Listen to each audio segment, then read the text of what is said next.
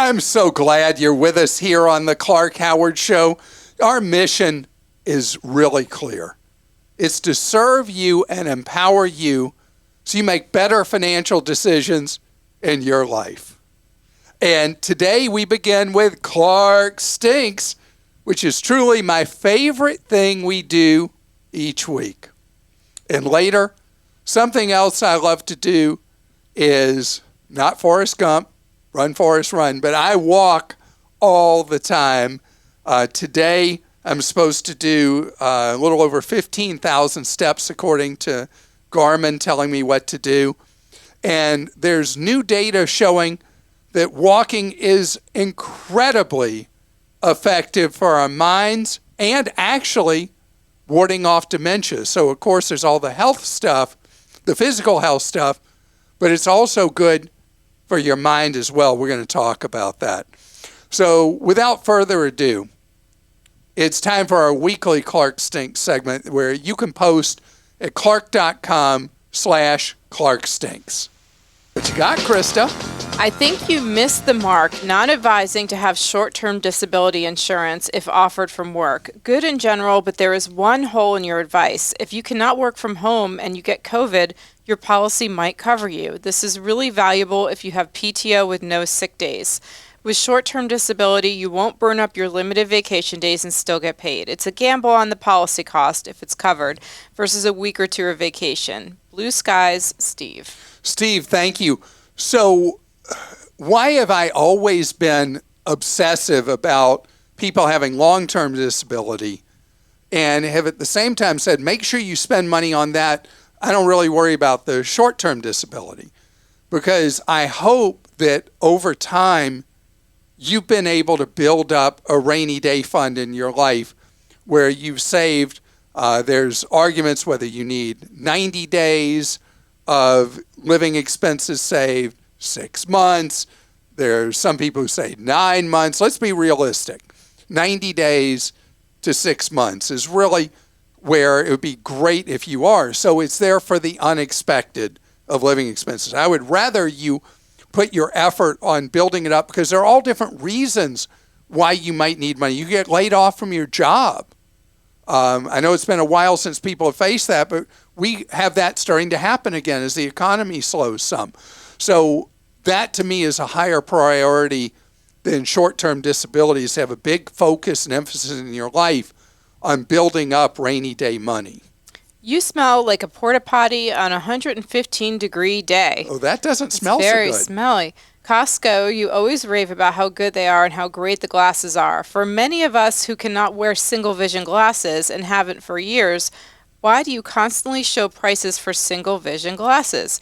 Do us a favor and show the prices without insurance for a pair of glasses like my example, astigmatism and bifocals, and just watch the price climb. I tried your beloved Costco. They tried 4 times to make my glasses and gave up due to lab failures. Costco needs to just stick to selling products and not eyeglasses. Eric.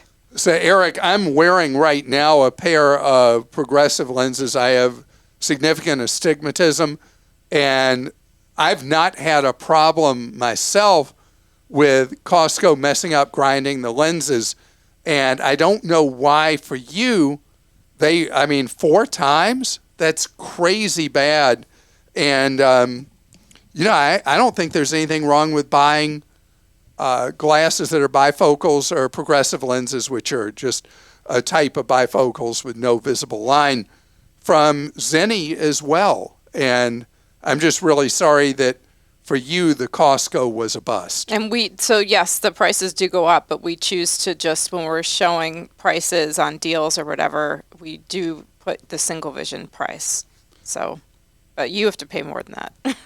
And so many about this. The Amazon Subscribe and Save. Here's one. I heard you rail against Amazon Subscribe and Save.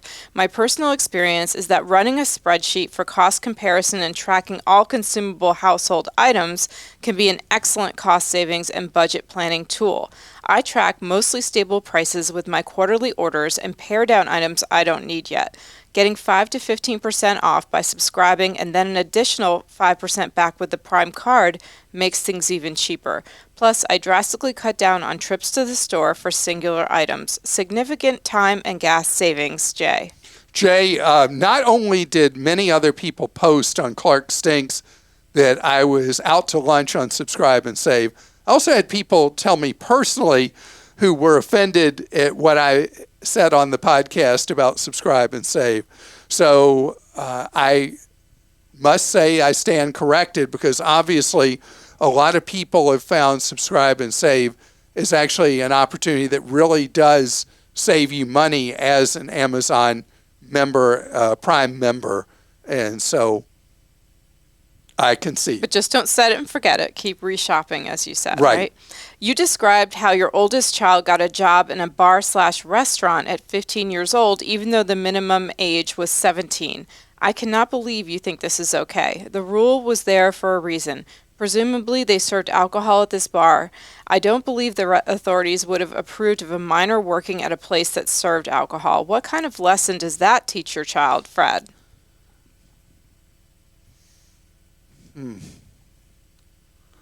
I never really thought about that with is my oldest, Rebecca, who's now 33, and I never thought about if there was a specific harm to her.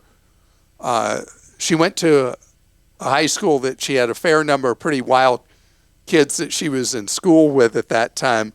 I don't think she would have seen anything there that she wasn't already aware of. It was a place that was a sit-down restaurant that had a bar and had that minimum age. It was their requirement, not that of the state. She was working as a hostess at the restaurant, and I'll think that through to see if I was doing something harmful to her by having her work there at 15. I wanted to add some information regarding scammers. Never, ever, not ever mess with scammers. This may seem funny, but what most people do not realize is that they will send and share and sell your phone number to all the other scammer groups they know. Just hang up, don't say anything back. Another tip, don't Google a company's customer service info. A lot of times the results can be bogus sites.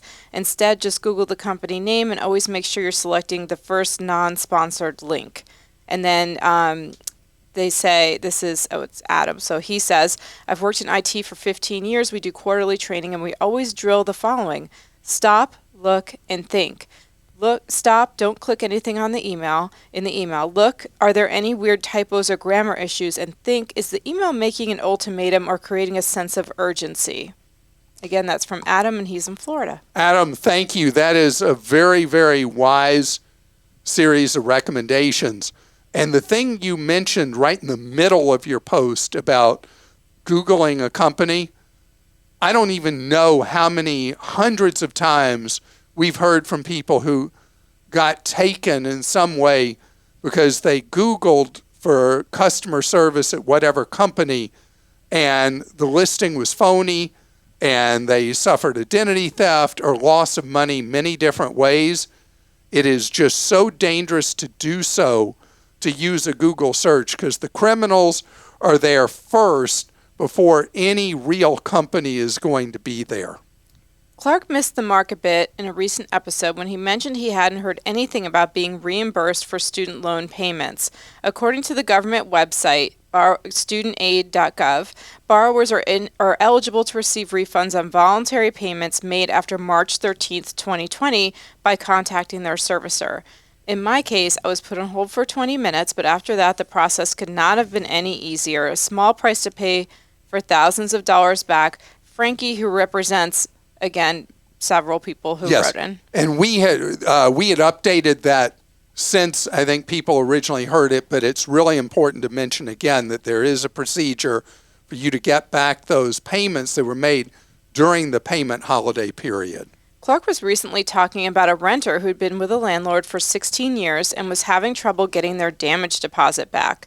I think Clark missed a chance to add that renters should retain the check or bank and credit card statement when they pay the damage deposit. possibly with their copy of the rental contract, because banks and credit card companies don't have statements available online forever, and general advice for retaining statements isn't for years and years. You may need to prove to a landlord or mediator how much the damage deposit really was, especially if the property has been sold. Ben. Ben, that is a great suggestion. And I tie that back to the prior question as well, or statement about student loans. Student loans, because the records get fouled up all the time, you want to keep proof of payments all through the years. And when you finish paying off a student loan, especially have that brought present as well, that you have the proof. And with the security deposit, time gets away. I mean, most people would never intend to be in a rental property for that many years. But in this case, it came back to haunt them that they had their security deposit withheld, not returned. And having that original proof is a very smart idea and something I didn't think to mention and most people would not think of. Your airline ticket podcast talked about canceling a flight and not getting your purchased seat refunded. American does refund your seat purchase if you write to customer service and ask. The amount will be put in your American Airlines wallet for use on a future flight. I've done it. Jocelyn. Jocelyn, thank you for that. Airlines are, you can push them to get credits for future whatever. You have a really hard time getting actual cash back in many cases. And that is a great suggestion to try to get a credit for future use. And you were able to do it. As a soon-to-be former customer, I can attest that USAA is absolutely abysmal, and they have the miserable online reviews to bolster that. Yet you've rated them literally the top auto insurance company. Utterly bizarre, frankly. Raul. So there's been a lot of postings online where people feel there's been a significant deterioration in the quality of claim service at USAA on both the homeowner side and the auto side. It's not showing up yet in the survey data of the organizations that survey most prominently, which is Consumer Reports and J.D. Power. USAA is still coming up at or near the very top. If there is a clear deterioration in the customer experience at USAA, and that is absolutely showing up online, that people are posting a lot of gripes about USAA, it'll be a trailing indicator in the survey data from Consumer Reports and J.D. Power, because people, only I guess 10% of customers have any kind of claims experience in a year. So 90% that would be being surveyed would be based on past experiences, maybe before a potential problem has come alive at USAA.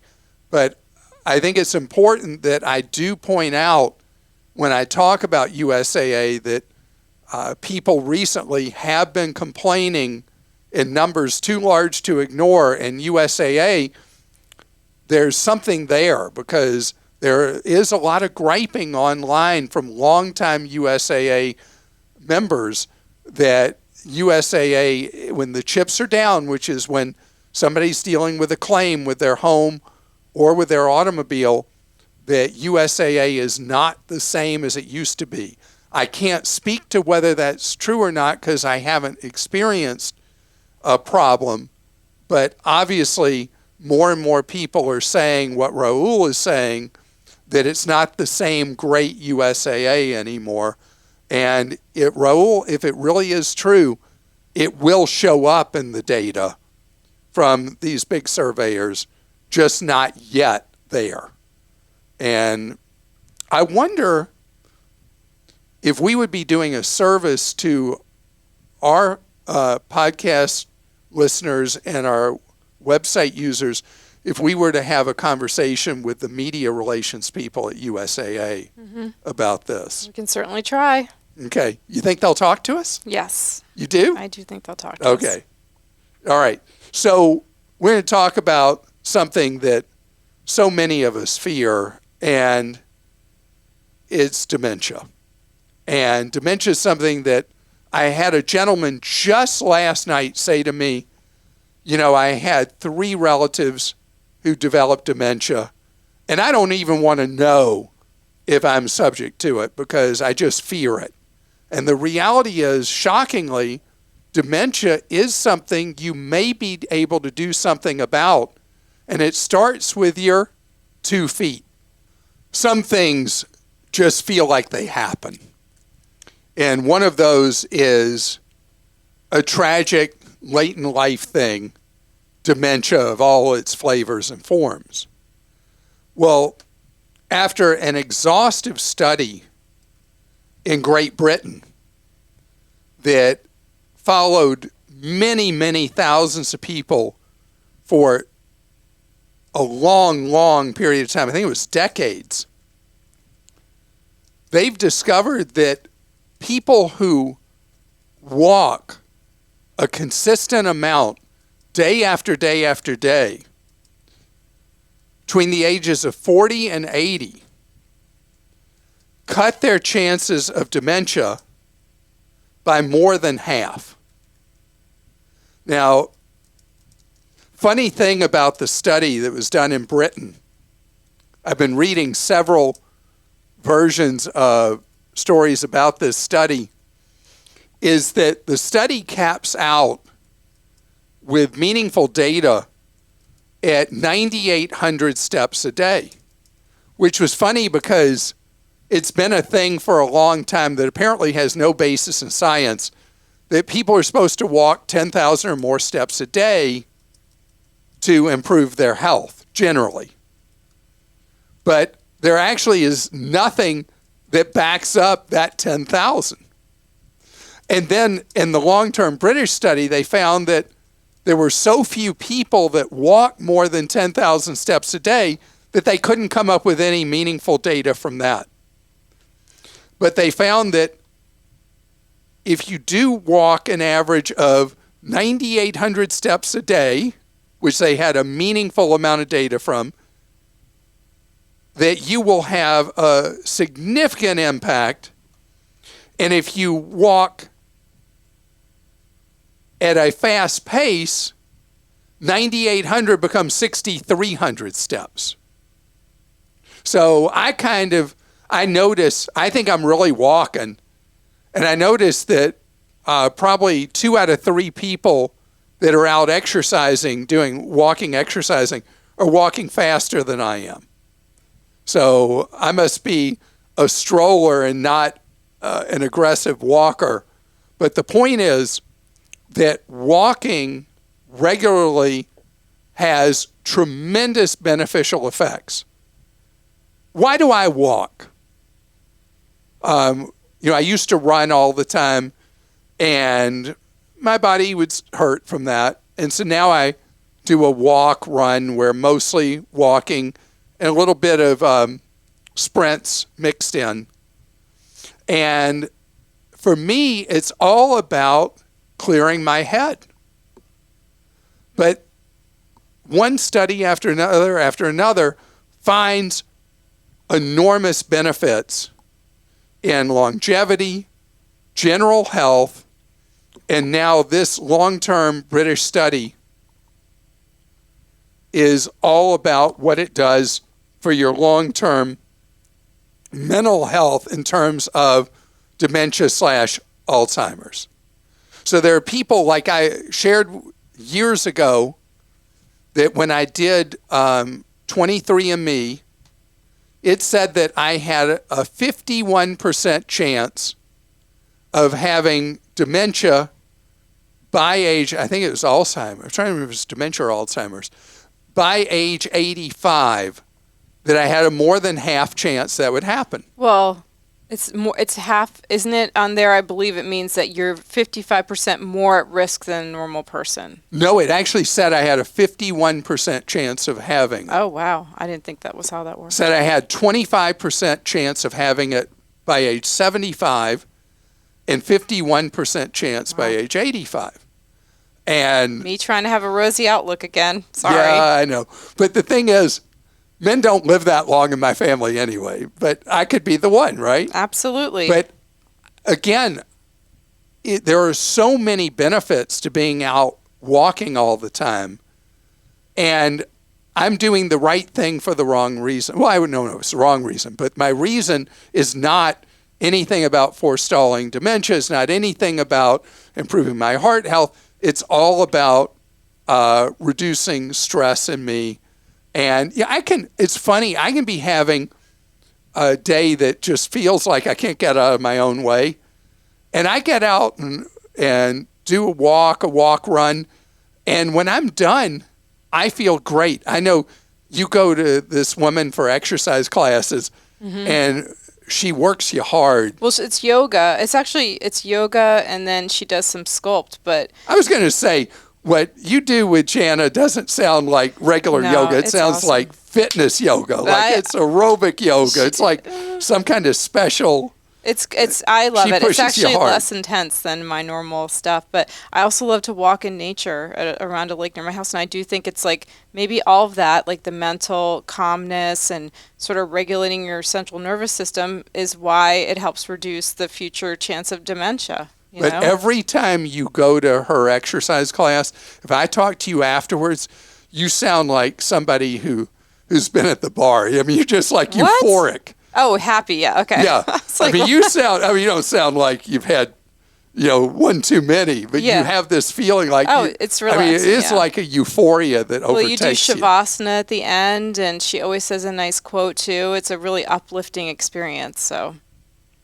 Speaking of all that, can I get to questions here? This one's from Jill in Illinois. Clark always talks about his regular yoga practice in addition to his frugality. Yes. How on earth do those two things go together? I live in a suburb of Chicago, and I'm having a hard time finding yoga for less than $20 per class. For a guy who risks bed bugs by dumpster diving for a used mattress, I cannot believe Clark pays so much for yoga. Okay, so it is true that I dumpster dove, but it was not for a mattress. I've never bought a used mattress.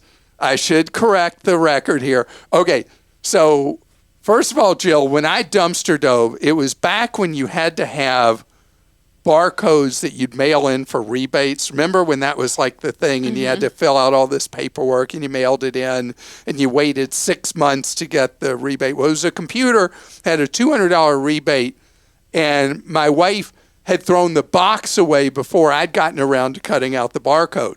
So I had to go dive in this big dumpster. I couldn't get it without getting in the dumpster. I had to go in and get the box out and cut the thing out and then take a shower afterwards, which I did, but I got my $200. Okay, so the answer about the yoga is maybe in Chicagoland, in the suburb you live in, there aren't free yoga classes, but it's so common all over the country that there are community centers that offer free yoga classes. Shopping centers offer free yoga classes.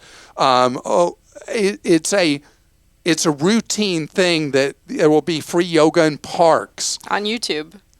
Oh, yeah, you can do YouTube classes. So I actually go to a particular yoga teacher who I've gone to for a long time, and it has made a big difference in my overall health and flexibility and strength. In fact, she said to me the other day, she said, when you started, it was like 7 years ago, she said, you were really a weakling, which I thought was funny. She said that.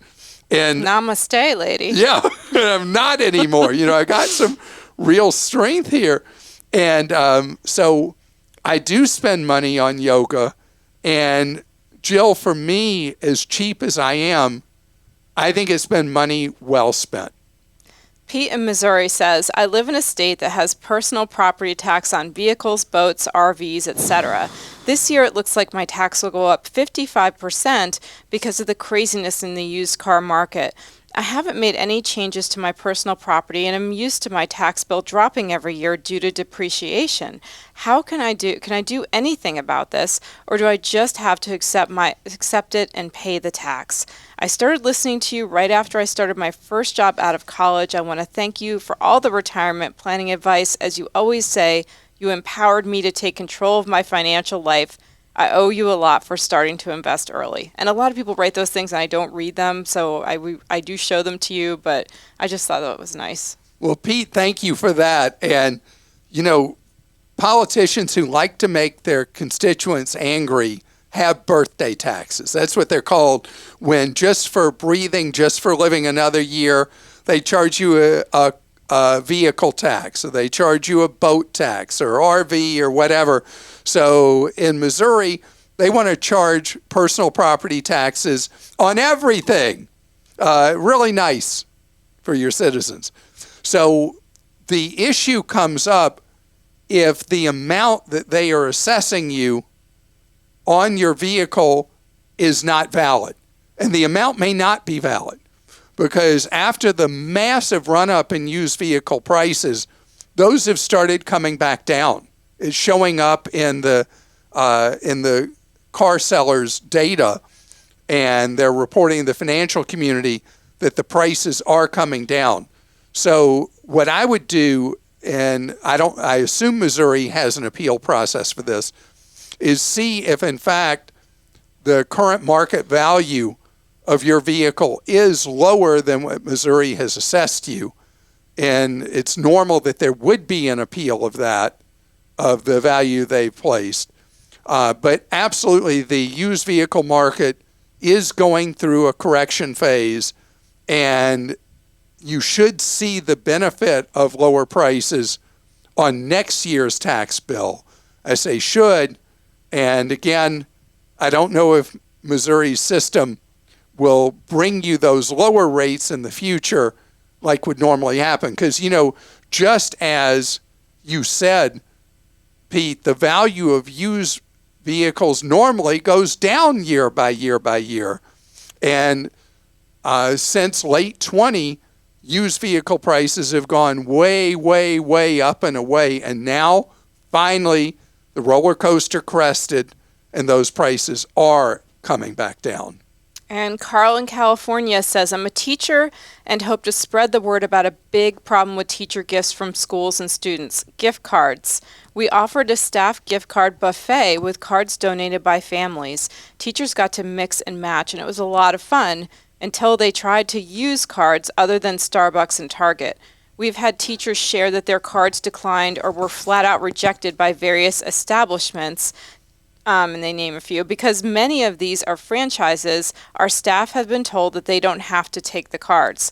It was a big backfire. So if you want to do a gift card for hardworking folks, skip that fancy rack at the grocery store and just stick to major coffee chains, big box stores, or the Visa cards. I get so mad when I think of the wasted money that we will never get to share with the staff. Yeah, there are so many problems with gift cards. Where should I start, Carl?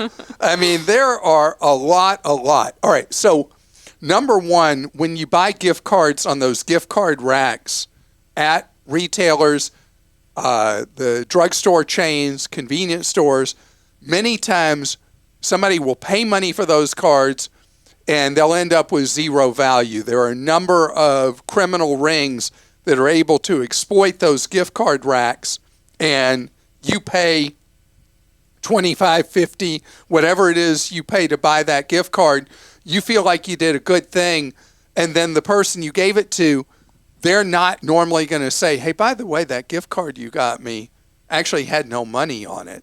I mean, because that's awkward. Mm-hmm. In this case, you don't even know with the mix and match who that gift card came from to even give them a warning.